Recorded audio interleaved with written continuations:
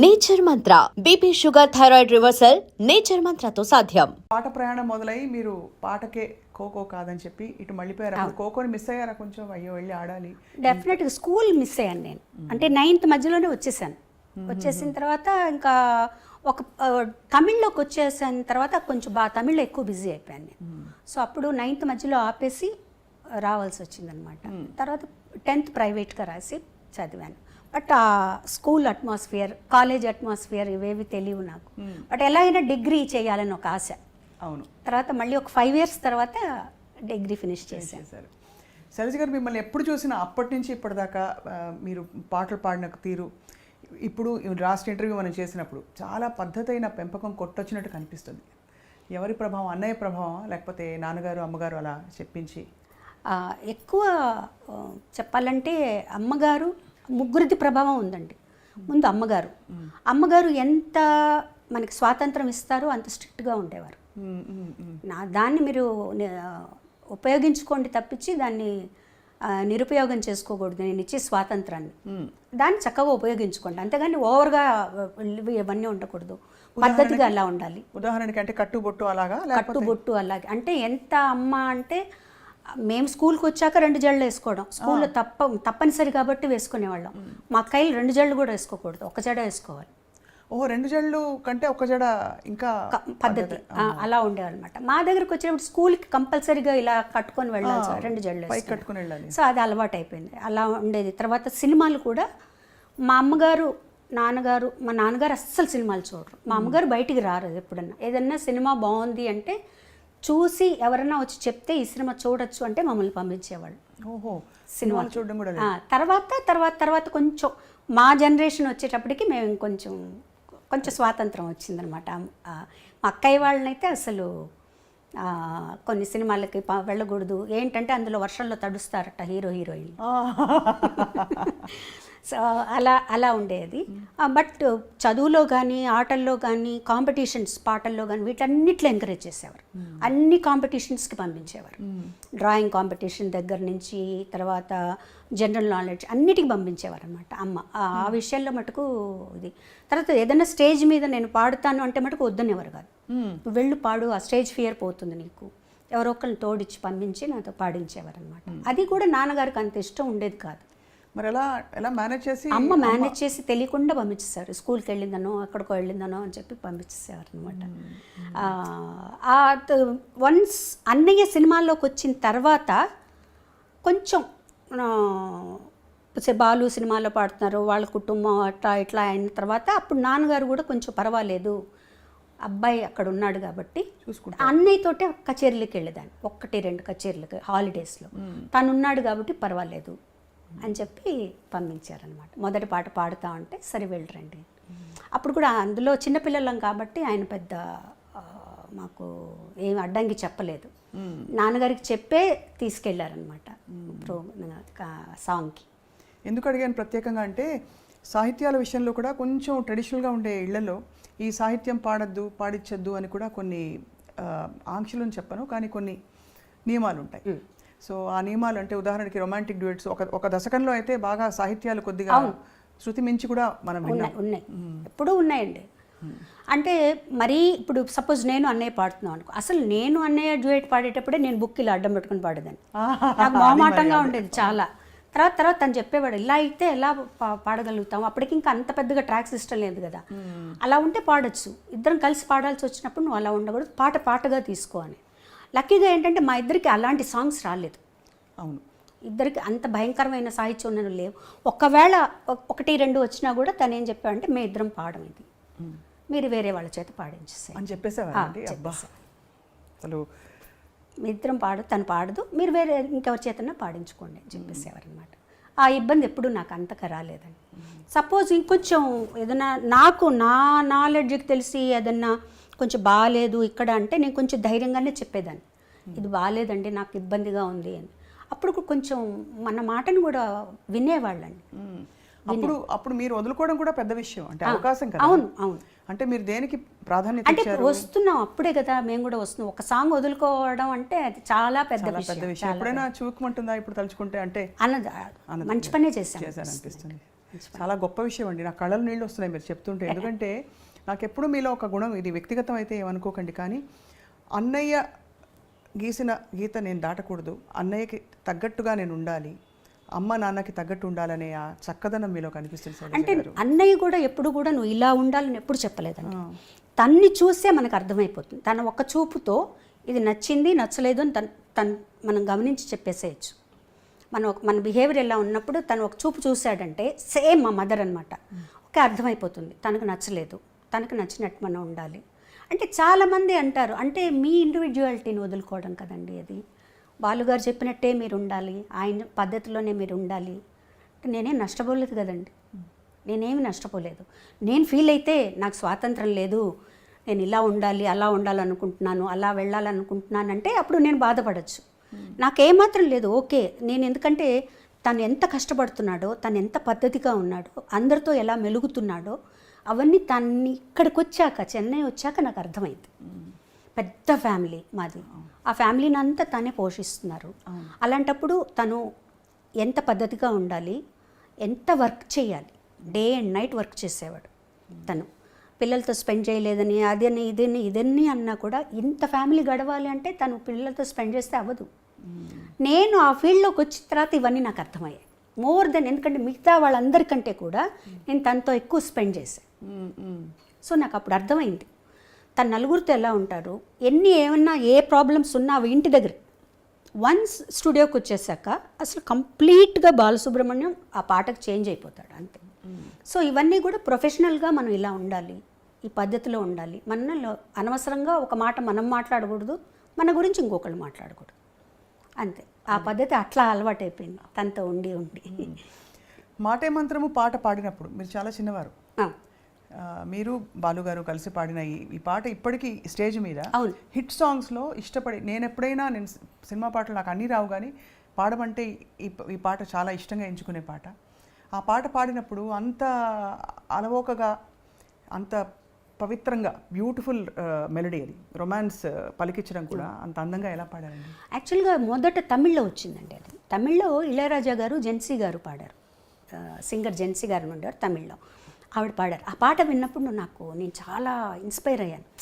ఎంత బాగుంది ఈ సాంగ్, అసలు బ్యాక్గ్రౌండ్స్ కానీ సాంగ్ కానీ, ఇట్లాంటి పాటలు పాడే అదృష్టం దొరుకుతుంది అన్నప్పుడు సీతాకోకచిలకలో ఇవాళ రికార్డింగ్ ఉందని వెళ్ళిన తర్వాత ఆ ట్యూన్ వినిపించగానే నాకు అసలు చాలా ఆనందం వేసేసింది అనమాట. ఈ పాట మనం పాడాలనుకున్నాం, మనకు వచ్చింది ఈ పాట అని.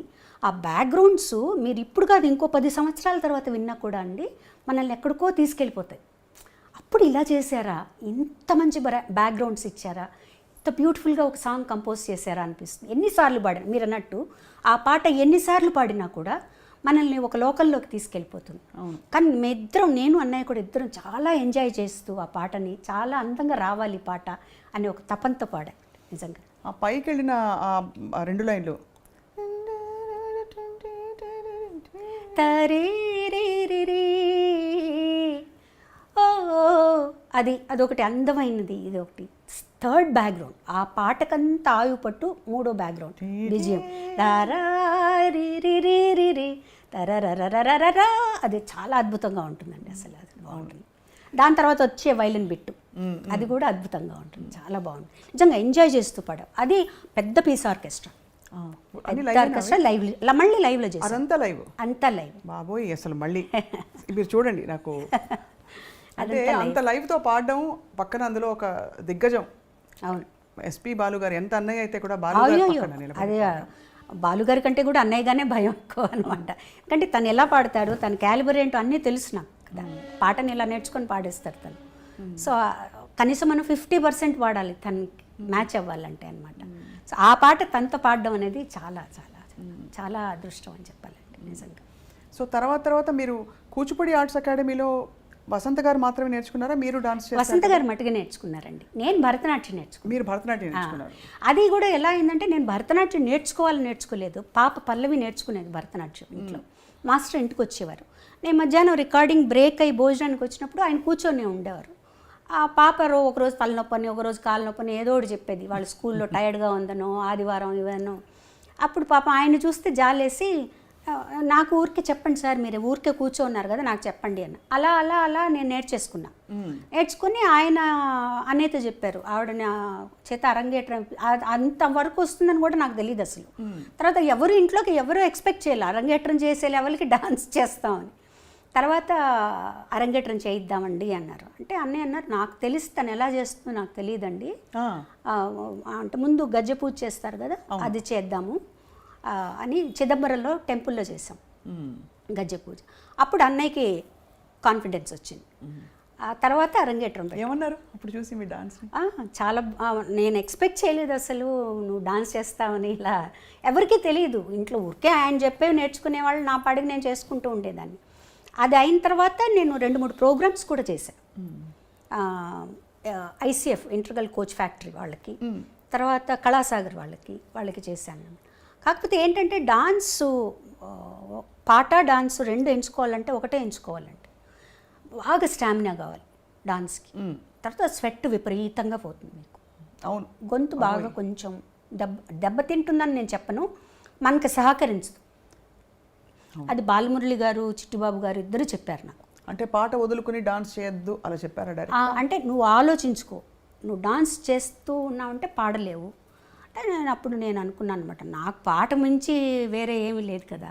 కానీ నేను అది ఆ పాపం మా మాస్టర్ గారు అయితే ఇంత నేర్చుకొని 2 ప్రోగ్రాంలు చేసి వదిలిపెట్టకమ్మా అని కూడా అన్నారు. లేదు సార్, నాకు పాటే ముఖ్యం, నేను పాట మీద ఉంటాను. లైక్ అంటే ప్రతిదానికి ఒక కారణం ఉంటుందండి, కారణం లేకుండా ఏది ఉండదు.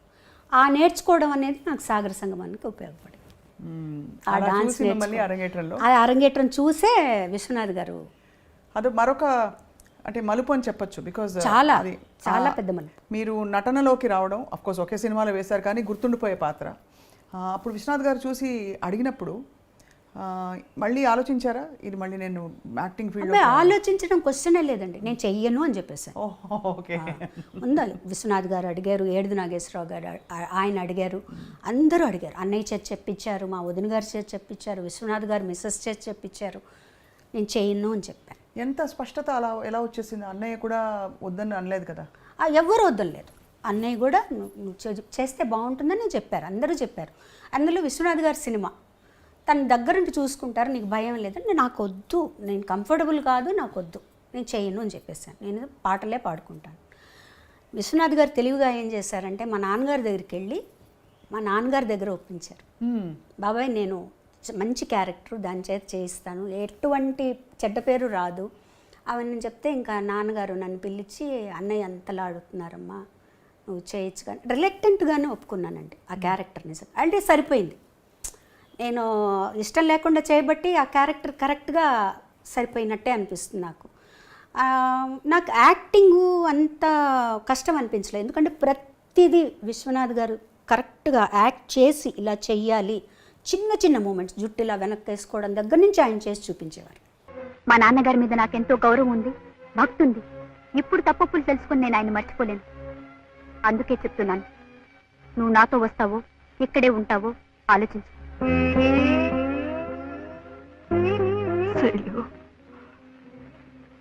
నువ్వు ఇంకా చిన్న పిల్లవే అనుకున్నాను, చాలా ఎదిగిపోయావమ్మా.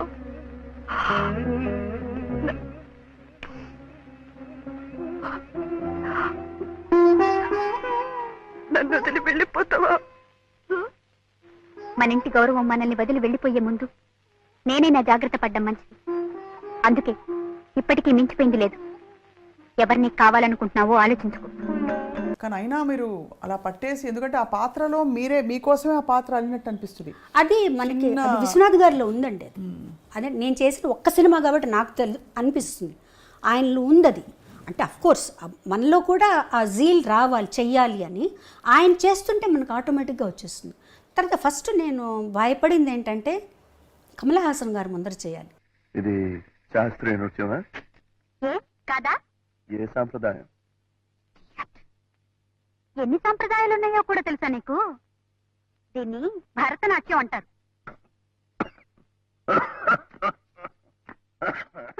అమ్మో, అది నాకు అసలు నాకు వచ్చే ఆయన చెప్పినట్టు ఏదో కోతులు అవి గెంతులు వేస్తున్నట్టు, భూతాలు దయ్యాలు అన్నట్టు నా డాన్స్ సినిమా డాన్స్కి సరిపోదు, ఎందుకంటే సినిమా డాన్స్లో అన్నీ మిక్స్ అవుతాయండి. కథక్కు అన్నీ మిక్స్ చేస్తారు, కూచిపూడి ఎక్కువగా ఉంటుంది శేషు మాస్టర్ గారి డాన్స్లో. అందులో ఆ సినిమాకి 3 డాన్స్ మాస్టర్లు.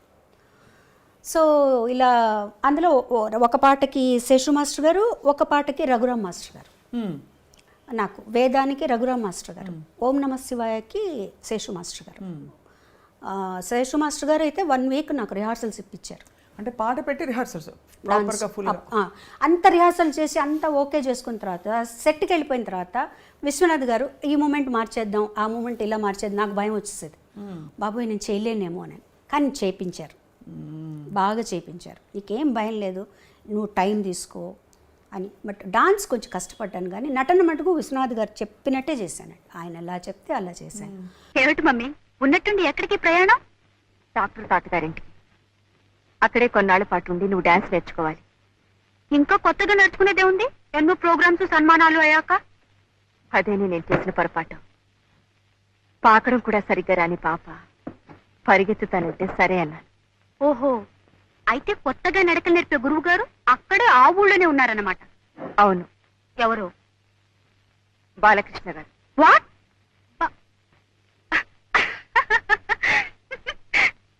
Are you joking?